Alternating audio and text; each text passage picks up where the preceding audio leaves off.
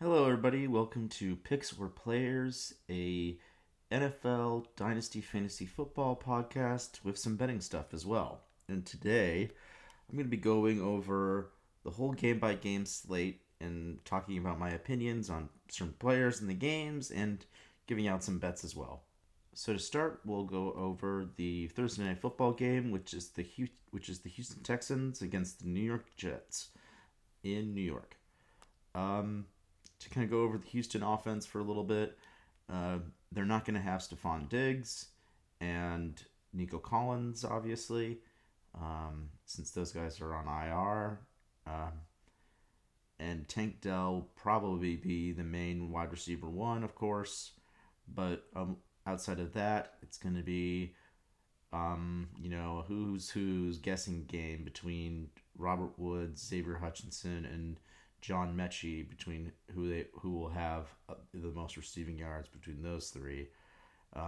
Joe Mixon should have a decent workload tonight, and also expect Dalton Schultz and Cade Stover to get involved as well. I don't really have high expectations for the Houston offense tonight unless C.J. Stroud can really carry his team down the field, but it's going to be very difficult for the Texans to score points on the road this game, I think. That being said, the Jets' offense hasn't really been all that productive either, even with the Devontae Adams trade. The results so far from that acquisition have been very disappointing. He has yet to eclipse 55 yards, so it's definitely very disappointing for people who expected his fantasy production to go up with the move. Garrett Wilson actually has still been very solid, even though he's only had 5 receptions in the last few games. His yardage totals have been pretty good. He had 61 yards against the Steelers. Easily could have had more if it weren't for a few drops. And then 113 yards against the New England Patriots. I think Wilson is definitely kind of on the come up with his production, and that I don't really feel like that he is in danger of really losing a lot of his production like many people thought with the Devontae Adams trade. So I'm looking at him to continue to play well even with that move. Devontae, I'm not really sure what to expect. I hope he can turn it around. I have a decent amount of shares of both of these players, so we'll see what happens. But overall, though, um, I feel like this should be a low scoring game, but I wouldn't be surprised if the over hit. Not that I'm encouraging you to bet that at all. 42.5 does seem like a kind of a low number, but if anything, I do feel like that the Jets do have a lot to play for in this game, and I would expect kind of a close uh, battle. If, but yeah, no, I think overall though, yeah, this is a weird game. There is actually one bet I do like though, and that is for Jeremy Ruckert to have over 7.5 receiving yards. He's the backup tight end for the Jets behind Tyler Conklin, and he still gets a decent amount of snaps in the offense. He has had some games without a catch, but other than that, he's been able to produce 15 yards, 10 yards, and 14 yards in some games. So when he has played, he there is I would say above 50% chance that when he does catch the ball that it will eclipse what his yardage total is at. So I think that the pricing at minus 107 is a decent value. Um, Given if he does get a catch, it should hit that over. Um, I just find that I like these kind of overs because you don't really need the barrier of entry is so low, especially with that over 7.5 total. Like I said, I mean he really only needs one or two catches to really confidently beat that. I mean, and even only has one, like it's probably going to be on a design play for a first down. So I would do like the over 7.5 for that price at minus 107. I think it's a good value. Um, but yeah, outside of that, let's go on to the next game. which is the Cowboys at the Falcons. And this is going to be a weird game as well because both of these teams have been pretty unpredictable in terms of their overall performance. Atlanta has definitely been the more impressive of the two teams, I would have to say, over the season. Their offense is pretty explosive in the passing and the running game. And as far as the Cowboys are concerned, I mean, all they really can do productively is feed CeeDee Lamb. Jalen Tolbert has been kind of interesting this year. He's had some productive games, but overall, he's very unpredictable as a talent. And Rico Dowdle, they really only seem to trust him as a committee back. They have yet to really go to him consistently as an every down player outside of really just one game. So, I mean, this is going to be a very interesting game from that perspective. And I'm not really sure what exactly to look for in this game that is otherwise, new or interesting. Just because I feel like Bijan Robinson, I'd expect him to have a decent workload in this game, especially if Atlanta gets up to a big lead.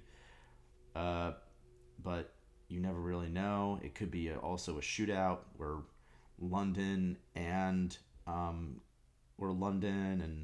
CeeDee Lamb are dominating the touches. But yeah, no, I think that is probably more likely of a scenario than really Atlanta getting up to a big lead. But as we've seen in the past with Dallas this year, they've had some real stinkers this season. But so is Atlanta. So it's like this is going to be such an unpredictable game, I feel like. But overall, I do feel like it will be pretty high scoring. The books agree. The over-under is at 51.5. But yeah. There's no real bets I really like for this game. So I think in general, though, I would have to say that just look for the receivers to really go off for either team. Going on, we have the Broncos against the Ravens. And this is going to be, I would probably expect a blowout on Baltimore's side. This Denver team has kind of gone by the past few weeks with some pretty poor performances against bad teams, even though they've been kind of winning the games decisively. I just am not super confident that this is a very good roster. Their defense is very good, but Bo Nix, I mean, even though he has played very well over the past few weeks, I'm not exactly expecting an excellent game against this Baltimore defense that's increasingly gotten better throughout the season. There's no one really on the Denver offense that I'm really looking to be confident about. However, Courtland Sutton, when given the opportunity, has been very good this year outside of a couple games against some tougher defenses. But yeah, no, I mean, he offers an interesting amount of upside, but who knows how long he's going to be on this team. There have been some trade rumors for him. And Javonte Williams is another player that I think, has been kind of volatile this year in terms of his workload. But it has seemed to be increasing over the past few weeks. In terms of the Ravens side, I would expect another big game from Derrick Henry, especially if the Ravens get off to a big lead. I would expect him to command a huge workload going into this game, which kind of leads me to my bet for this game, which is under 28.5 pass attempts for Lamar Jackson. Throughout the season, he actually has passed a decent amount. Like against the Browns, he passed it for 38 times, but they were trailing for a lot of that game. And even against the Bengals, he had 42, but that was a shootout. 41 and 34 in the beginning of the year against the Chiefs and the Raiders. but those games were also very high scoring, and games that they were down in. But I will say that in the games that they have won decisively, like against the Bills and the Cowboys, and even the Commanders game and the Bucks game, he has not really had to pass it around that much.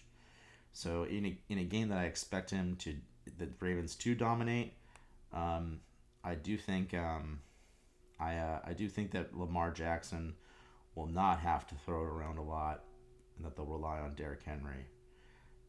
It's pretty simple, but yeah, under 28.5 at -114 feels like a pretty safe number, because it kind of lays in the middle there, right there between what they have been doing in terms, it feels like a very average number, when I don't think this is going to be an average game for the Ravens. I think they should win pretty considerably.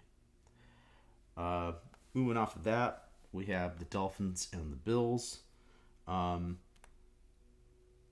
Bills are coming off a fantastic performance against the Seahawks, looking dominant in really every facet. And now they're going back home and playing a Dolphins team that has really struggled against them throughout the years. But they're also so desperate, especially with Tua Tagovailoa back. In my opinion, I do think that the Bills will win this game. They're just so much better, I think, than the Dolphins, and just have so much more together in terms of what they want to do. But it is expected to be a higher scoring game, around 49.5, which is interesting to me. I do think that it will be closer to a high scoring game. I wouldn't be surprised if the Dolphins struggled, though, offensively. But I do expect Tua to at least have a solid performance. But as we saw with the Seahawks, I mean, the Bills' red zone defense has been very good this year, and especially at home. So I expect the Bills to be ready for this game. They know how much it means for the division. If they win this game, then they'll be in a great spot, which they already are, to seal this division up in a dominant fashion. The next game is the Saints and the Panthers.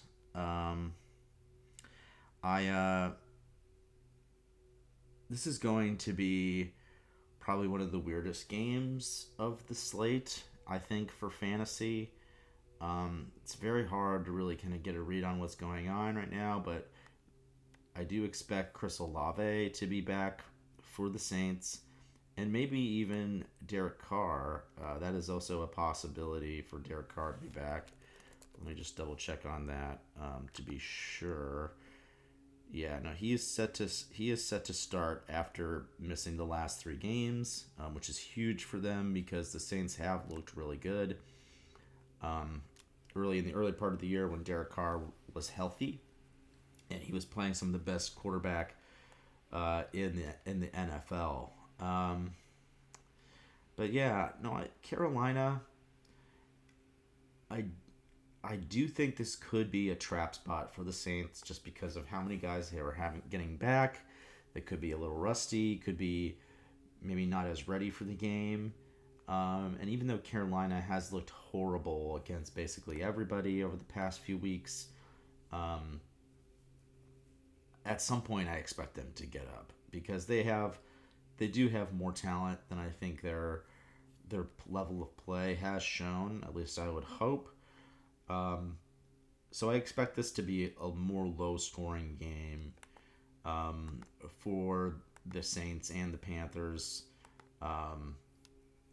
Even though the even though the Carolina defense has not been good in the slightest, they do have a good offensive line, and I think Coker, the rookie Jalen Coker, he's been pretty impressive so far this year. So I think that the Panthers do have some more to show in terms of talent. But yeah, no, I'm expecting a low scoring game against the Saints that maybe they can pull out and win, given that it's a division matchup. But yeah, no, I mean, if anything, that's the value I think is more on that on the Carolina side. Um, Especially also that I think Jonathan Brooks is going to be back too. It'll be interesting to see how that goes. Kind of talking a lot about offensive players when I think it's going to be a low scoring game, but overall though, I mean, I think this is one of those games that's probably a stay away. But with Derek Carr back, I do like Taysom Hill's under 19 and a half rushing yards at minus 107. There have been some games this year where he really hasn't been involved at all. Um, it mainly just been used as a blocker. But he has surpassed this total in 3 of the 4 games where they've have offered this line. So that is a little interesting, but I do think that's more of a coincidence than anything. I would expect Hill to probably hit this under now that Carr is back. We'll be focusing on the passing game more than having to run the ball. Uh, but yeah, let's move on from that. We got the Bengals and the Raiders next at Cincinnati. And this should probably be a higher scoring game because of what we've seen from the Bengals defense and what they've been able to do offensively this year. They've played in so many shootouts. And Burrow has been playing lights out for most of the season despite their record. But on the Raiders side, Bowers and Jacoby Myers have been excellent so far with the departure of Devontae Adams, and Bowers is even excellent before that. And I think Minshew is playing well enough to where you would expect him to be able to kind of dish out multiple touchdowns and at least keep the Raiders in this game. I do think that the Bengals will win. Because it would be embarrassing if they lost. But we've seen the Raiders beat better teams this year.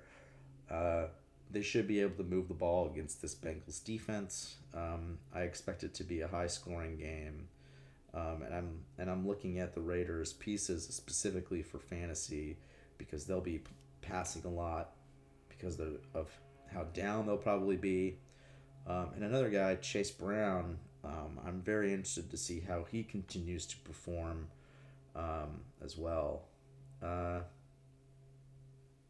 oh my gosh, I just realized that I completely forgot to talk about the Deontay Johnson trade from the Ravens, from the Panthers to the Ravens.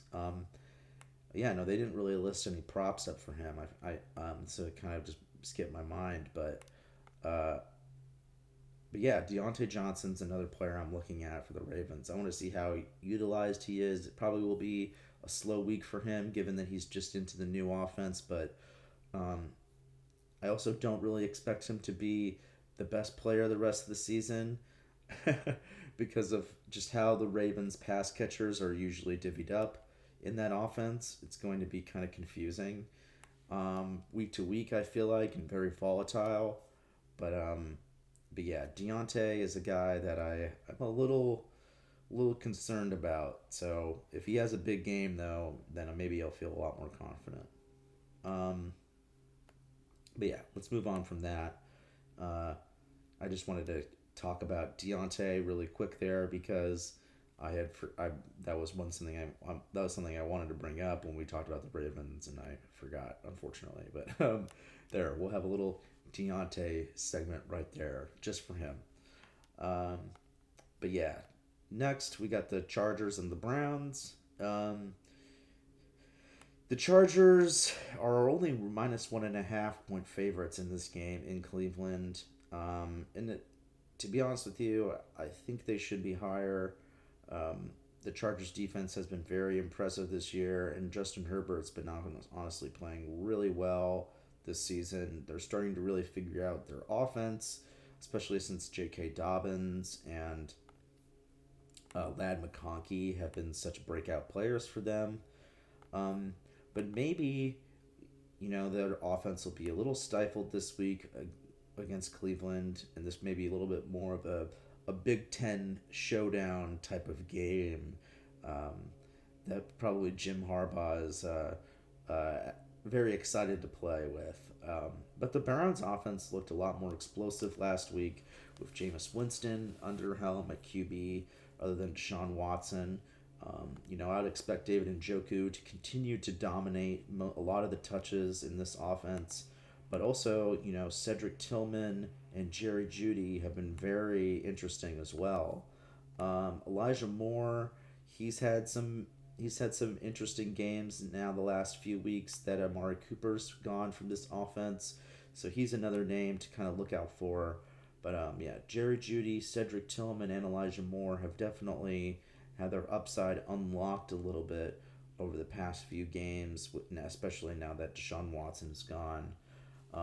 Jameis Winston obviously isn't the best quarterback in the NFL, but you know he does offer some explosiveness because of the risks that he likes to take, as we've seen like with Tampa Bay and some of the years that Mike Evans and Chris Godwin had with him at quarterback.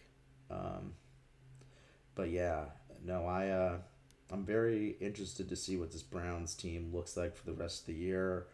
They're definitely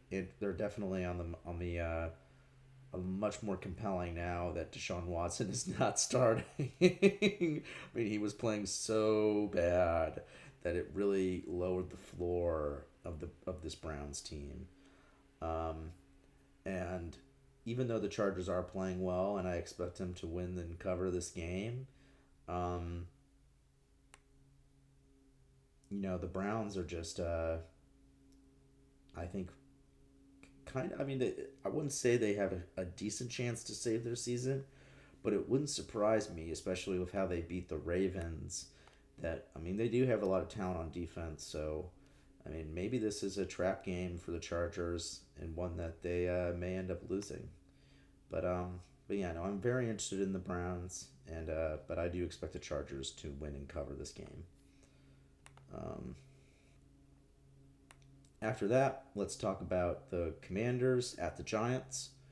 Um, and yeah, no, this is a weird game. Uh, I mean, the Commanders have played very well this year in the majority of their games, although they did almost lose to this Giants team early in the season. It should be said. They struggled against them. But, um, I think this could be a very fun game, ironically. I mean, the over-under's at 44, but I would lean the over on that, even though I don't like either side. Mainly because I think that the Giants, with Malik Neighbors, their offense is actually, I feel like, kind of underrated. They won't have Tyrone Tracy probably for this game because of a concussion, so Devin Singletary will be the lead back, but Devin Singletary was pretty solid last year as the lead back for the Texans, so I'm not expecting a huge drop off just because Tracy is gone, even though he was so explosive, especially in the primetime game last week. Um, but Daniel Jones has been kind of productive this year from the passing perspective. He's had some good games on the road specifically, but in New York here, I do think that he will actually have another good game against this kind of weak Commanders defense. Um, I expect Malik Neighbors to have another huge game. He's just been so good this year and so impressive. But Slayton has also been a nice producer for them, as well as Theo Johnson, and not to mention as well Wandale Robinson. So I mean, they do have a decent stable of characters. It's just that their offensive line still isn't the best, and defensively they really kind of lack a lot of the playmakers that they need on the back end. But overall, though, this Giants team does feel a little underrated, and I expect this to be a higher scoring game. Um, and we'll see what happens with Jaden Daniels. I mean, he's been so good this year, but maybe he's still feeling some setbacks with his health. Um, So I don't know if this will necessarily be the Commanders' best game of the season. As we saw against the Bears, they kind of struggled to really score in the red zone, which is kind of similar to what happened with them in the Giants game previously this year. So yeah, maybe this will be a tight game, but I still expect the Commanders to win, especially with how good Jaden Daniels has been this season. Um, Moving after that, we have the Patriots in Tennessee, and this game is a big time stinky. As of right now, um, we don't really know who will be the starting quarterbacks for either team. Drake May has a concussion, and Will Levis is still recovering from his injury, which I'm actually forgetting right what it is right now. What is that injury again?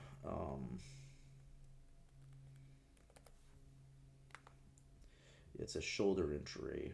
But yeah, no, I mean I don't know who will be starting for either team right here. I think if we're going to be leaning in a certain direction, I think Drake may pass his protocol. It's unclear at this point, but I'm leaning that he may will, based on what I've read.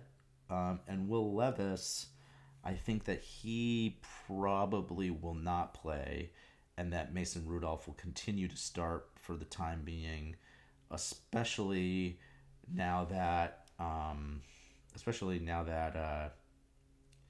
Mason Rudolph has kind of had some productive games in the passing game, especially last week against the Lions, even though they got blown out in that game.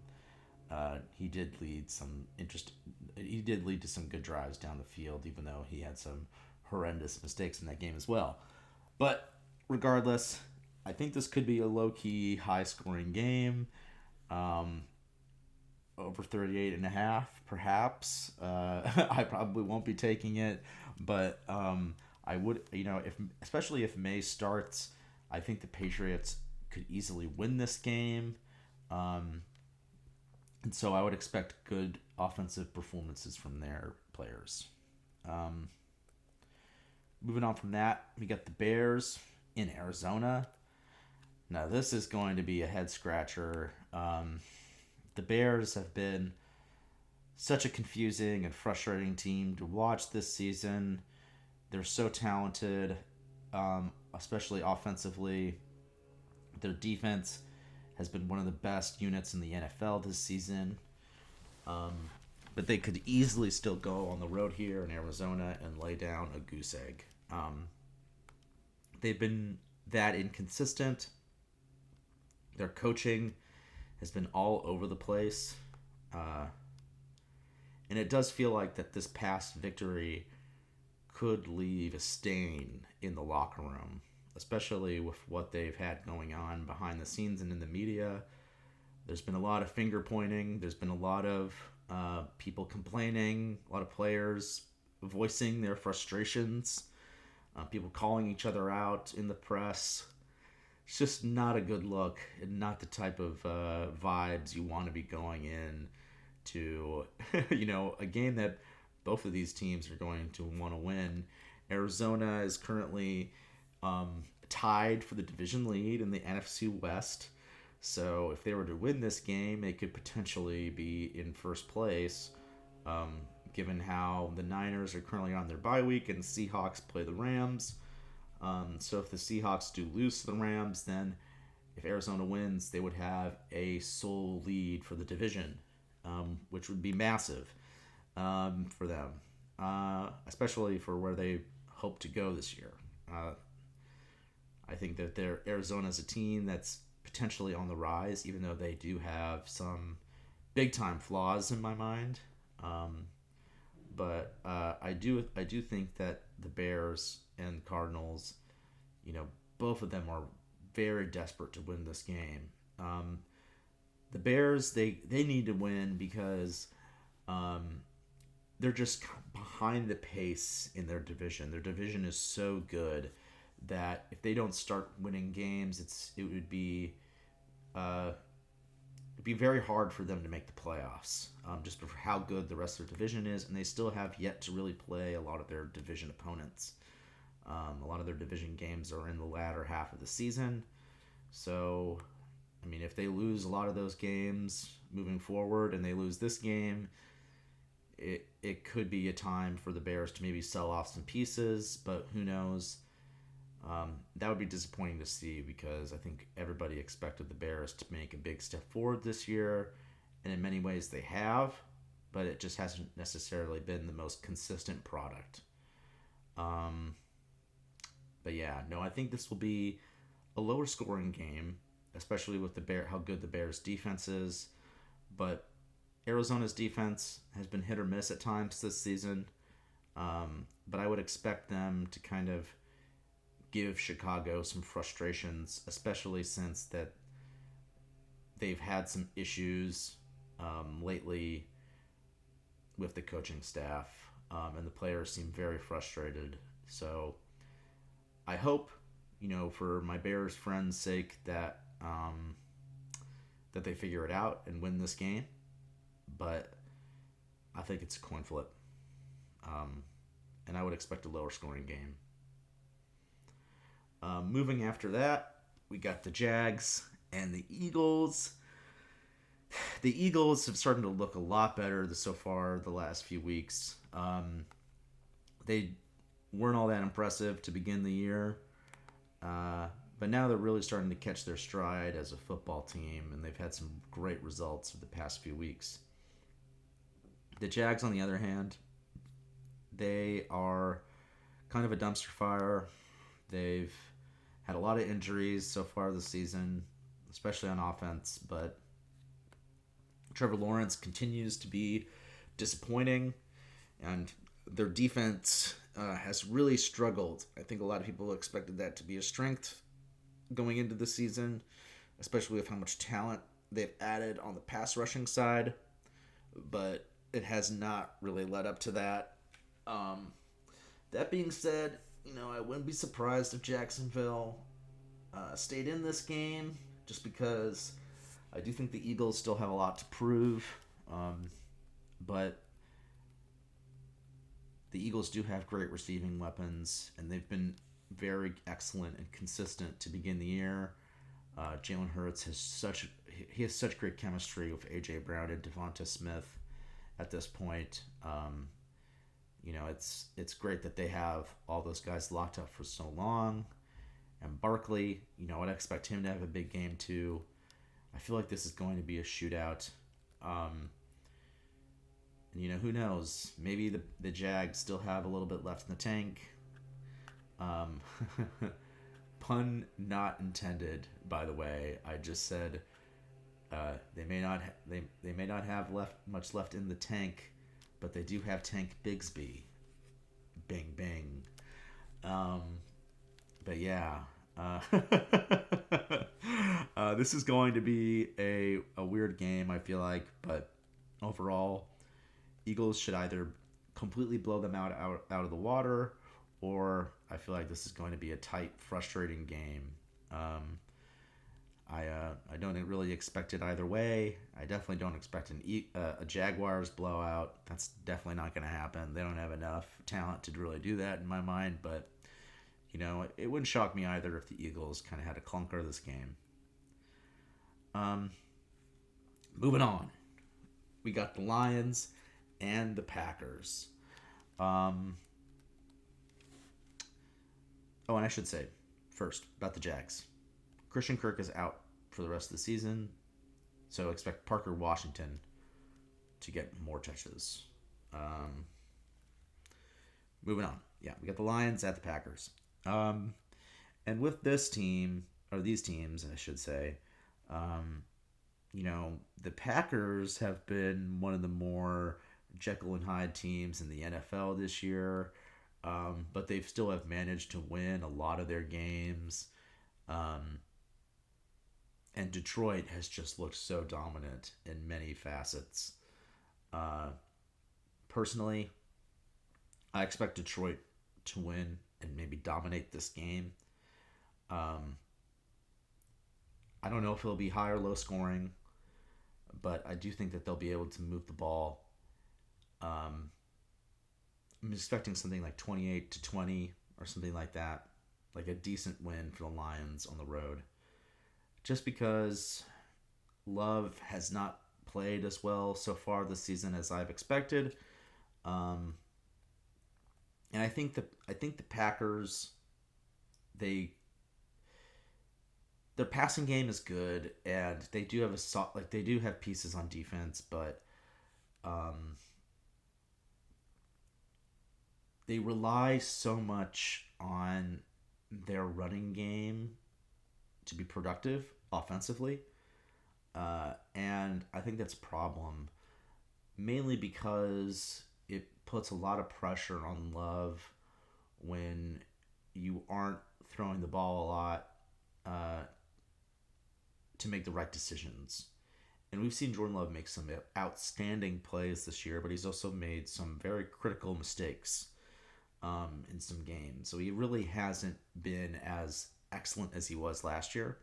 Even though I am still a huge believer in Jordan Love, I think this team clearly needs a wide receiver one. They have so much talent at receiver, but they have a bunch of twos and threes.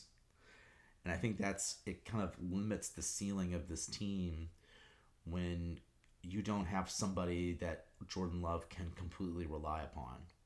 Tucker Kraft has been very good this year. He's an excellent tight end. I think he's well above Musgrave at this point in the pecking order. Um, but I think outside of the defense, I think they have some trouble stopping the run. They do have a good safety duo. They still have Jair Alexander, who's a great corner, but they really do need help stopping the run. And against this Lions team that just has two great running backs, I expect them to be able to run the ball up and down no matter what. But yeah, I think that's the biggest problem with the Packers offensively, is that outside of Josh Jacobs and he's been very steady this year. He's been very reliable as the lead back. But I just think that they're lacking a number one wide receiver offensively. That's been a long-term issue for them ever since Davante Adams has left. They've struggled to fill that role. They do have playmakers, but I just think that's their biggest problem right now offensively. They need a wide receiver one, and defensively, they need to get better at stopping the run.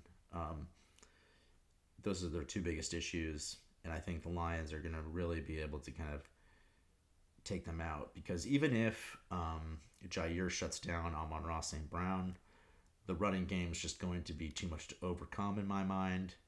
And yeah, that's kind of how I see it for the Lions and the Packers. I expect a decent Lions win. We got the Rams at the Seahawks next. Oh boy. Yeah, some of my friends probably excited to hear me talk about this one.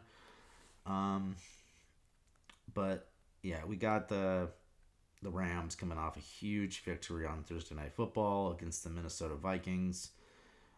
They just were firing on all cylinders. Matthew Stafford looks excellent.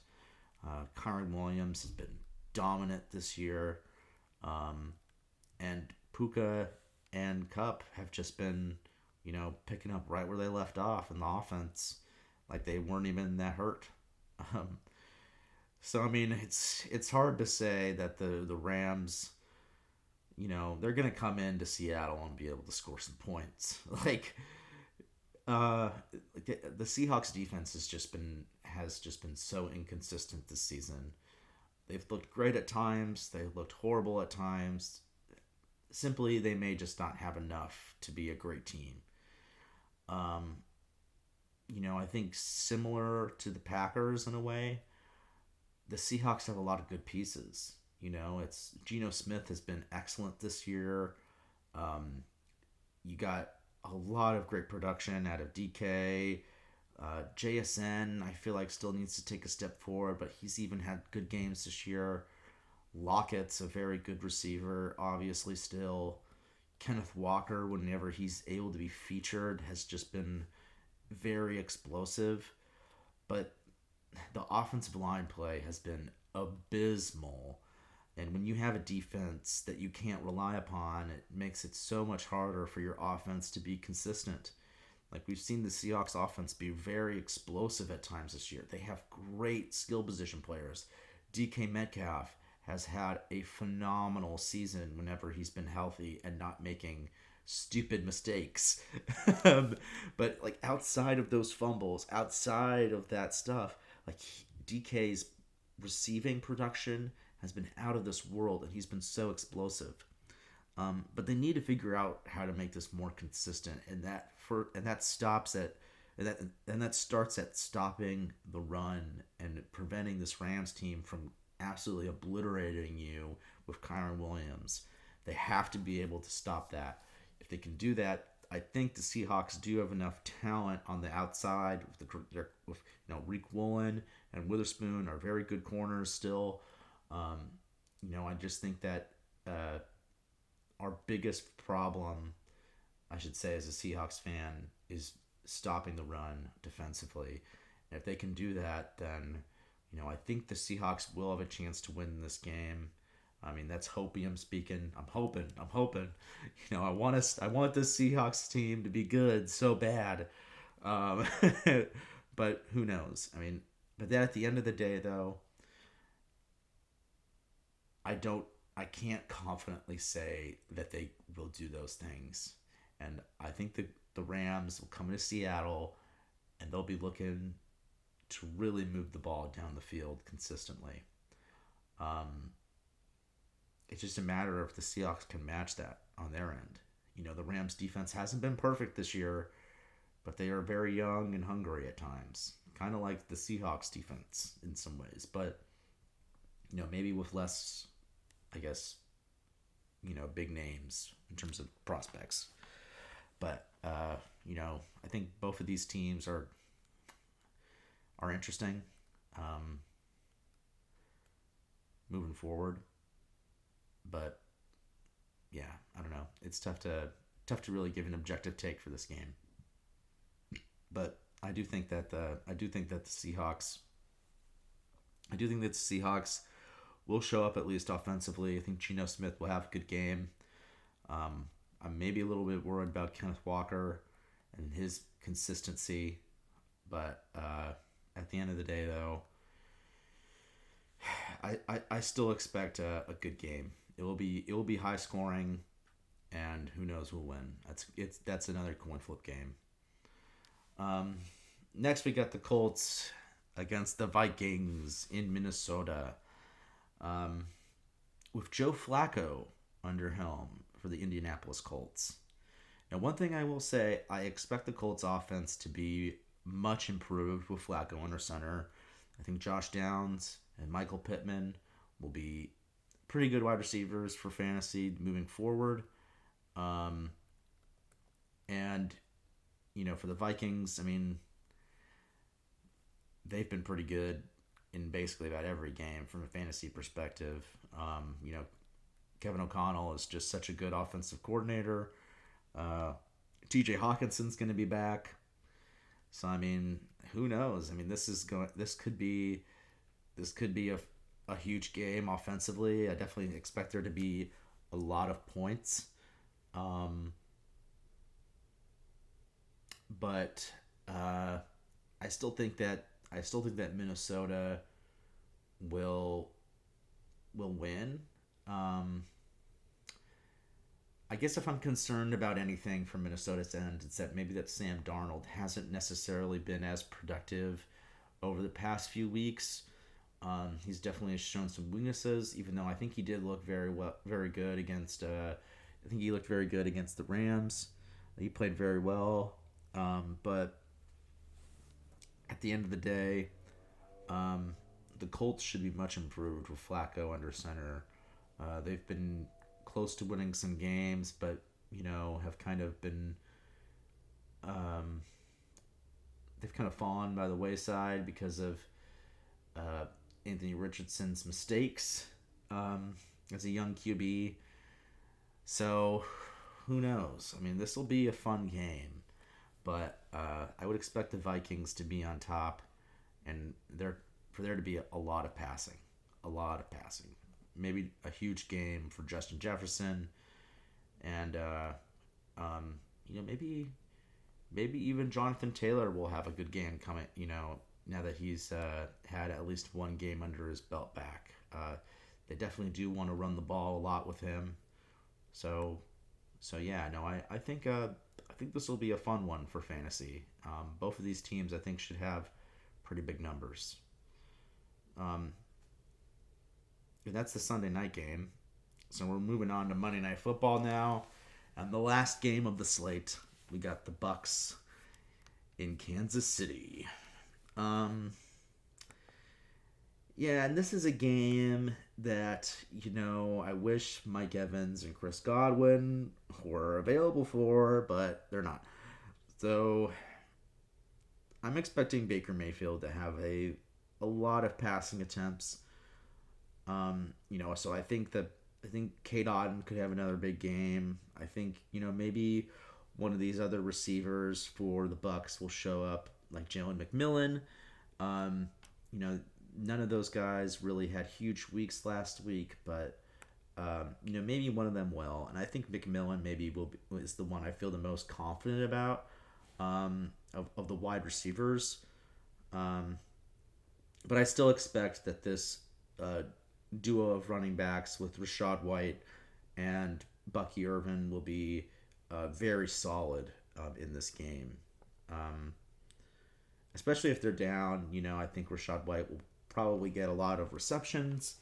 But, as we've seen, they switch out those guys a lot and have design plays for both. And as far as the Chiefs go, I'm praying that they at least look a little bit better offensively and that Mahomes can finally have a really solid game. I think they should, as long as, as long as Tampa Bay's defense doesn't give them too much trouble, which I don't think it will. But, who knows? The Chiefs have just been so unpredictable offensively this year.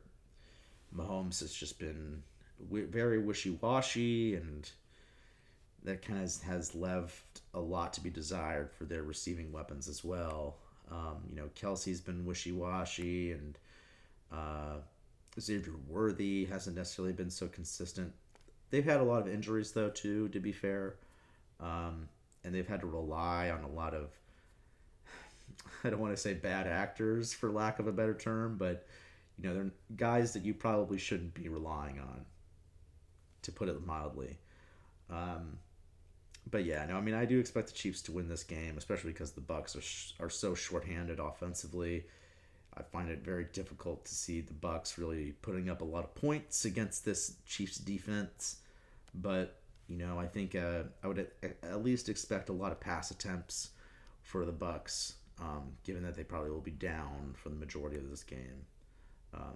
And there have been a pass-first offense all season anyway, so I'd expect that to continue. But yeah, no, just to review the bets I have for this game. We have Lamar's over-under for pass attempts at 28.5, which I have the under 28.5 at minus 114. I like that bet.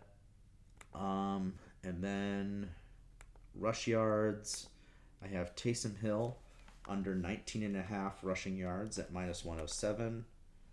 And then Jeremy Ruckert over 7.5 receiving yards at minus 107. Those are the three bets that I like this week. Just to kind of review to end the pod. I hope you enjoyed this breakdown. It felt a little clunky for me, but it's my first time really doing something like this. But I hope to do more of these moving forward on Thursdays to kind of just preview the week and detail my thoughts for each game. Thanks for listening, and have a good one.